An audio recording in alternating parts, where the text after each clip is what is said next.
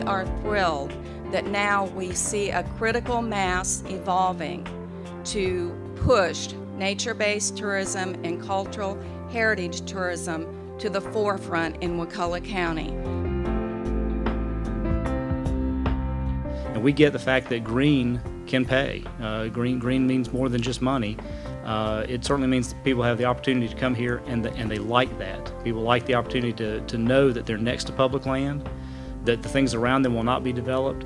They have opportunity to live in a very special place, which of course Wakulla County is. People will come, they'll spend money, they'll stay here, they'll like it, and they'll go back and tell their friends and neighbors who will also come visit and get to enjoy this resource. So we're excited about it. We are committed to Wakulla County.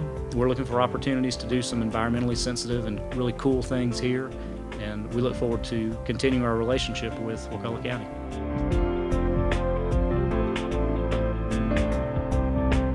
Wakulla County is sitting on a gold mine. Okay, if you take all of those concepts and boil them down into this place and this time, we are sitting on a gold mine. It is going to take a vision different than what we've had up till now.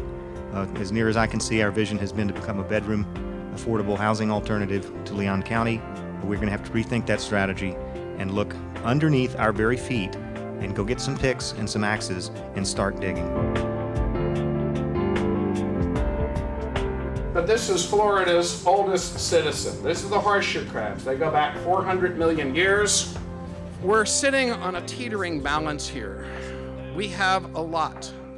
When this was a so-called extractive culture, which was fishing and logging, that extractive certainly took its toll on marine life and other creatures. But let me tell you, that was renewable. If we're saying what we have nowadays is non-extractive, well, give me the extractive any old time. We need to get people who will move here and create high-paying jobs, people who will very much want to be in this environment for developing their businesses. The reality of Joe's vision is manifested in the Inn at Wildwood. Opened in 2005, it's a Florida Department of Environmental Protection certified green lodge. It recycles, conserves, and inspires. It's a place where visitors feel welcome and can book outdoor adventures accompanied by trained expert guides. They're certified, insured, and green, but they're also residents who know how to share their home responsibly. What we're trying to build is an economy based on this renewable resource where people can come and enjoy it, use it, and then leave their dollars, and we keep the resource here because it's protected. This shallow water bay that we have here is undoubtedly one of the most diverse and rich biological zones that we have along the coast anywhere in the United States, maybe in the world. It's a nursery, if you want to think of it that way, for shrimps, fishes, other crustaceans. It's just an incredible diversity, and this food base brings an even greater diversity of higher level predators. We have probably some of the most spectacular bird watching. People come from all over the world just to see the birds at St. Mark's Refuge, which is just one small part of this vast area that we have here. I spent 20 years taking people on natural history tours around the world. Malaysia, Thailand, Brazil, Peru, Paraguay, Costa Rica, mostly tropical sites that you think of as great for wildlife. And I'll tell you, they don't have anything on this place. This is as good as it gets. Outside of Wakulla County, the success of Joe's work does not go unnoticed. Recently, the business people of neighboring Calhoun County decided it was time to visit with Joe and find out how he does it. Joe was more than willing to share. Hello, Bluntstown. Name is Joe Barry from the hills of Tennessee to the shores of Wakulla County. I'm a commissioner from Calhoun County. We're looking into the possibility of bringing tourism into Calhoun County. Nature-based tourism. How many people are here in business for themselves? Anybody? How many people in here have to carry inventory? Would you be better off if your inventory was free? That'd be great. Dear heart, you're gonna love me because I got free inventory. I'm not stupid. You don't build a hotel in the woods to get rich. You build a hotel in the woods to create an industry. Australia's been doing it for years. You know, Costa Rica does it, the Keys do it. A lot of people are doing it. So there is a plan out there. These are things you need to do. You need a hotel, you need to train the guides, you need to get the community support. You know, you can have a plan. Leave no trace and have stewardship of your environment. And so that if you have a certified trained person, it not only gives you a good reputation, but it helps to preserve the environment, because everybody that comes in and talks to them is telling them how fragile and how diverse the ecosystems are in your area.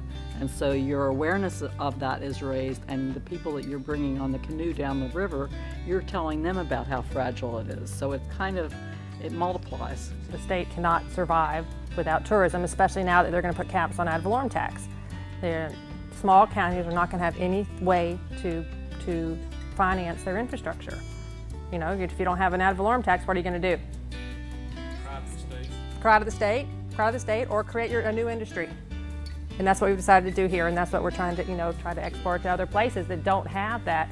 You know, they're not right on I-10. They can't have a distribution facility for Walmart. They can't, they can't have the kind of industry that you need to support your tax base.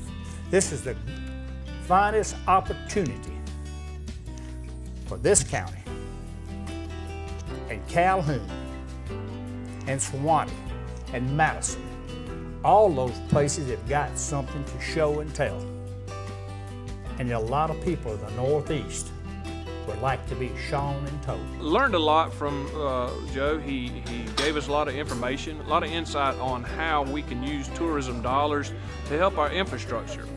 And it's good and clean money that can come in for our community and help the infrastructure, plus also help the people in the community, give them jobs, give them a pride in their community, clean up the community. It's a win-win situation. I believe it, and I'm going to help him, because what he wants to do is going to help Calhoun County, and it's going to highlight and what we've got naturally, and it's going to help make us a better place. I'm a businessman. But a businessman's profit does not have to be dollars and cents. Personal satisfaction. Plant that tree that his grandkids are going to sit under. What's bad with that? Joe knows that change never comes easy and that innovation arrives untested and unsupported. In Wakulla, however, things seem to be just a little different. Change is often like a box of puzzle pieces without a picture on the cover, undisclosed till it's fully assembled. Like an unguided and unassembled puzzle, our communities become a patchwork, uncoordinated and unassociated. We see it every day as we travel, and it brings us no joy. No one is guilty of bad deeds, just lack of vision, coordination, and courage.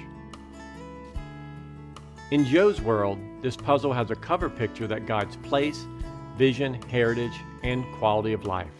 It's a plan that can help communities avoid the visionless expanse of cookie-cutter franchises many call home. It's a plan to preserve and nurture history, place, and diversity of small-town business.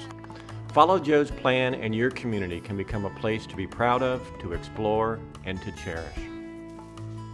All of us have a little Joe Barry inside that's trying to define the future as something better for our children and their children. Joe Barry can be and is anybody that takes that giant proactive step into the future and never gives up.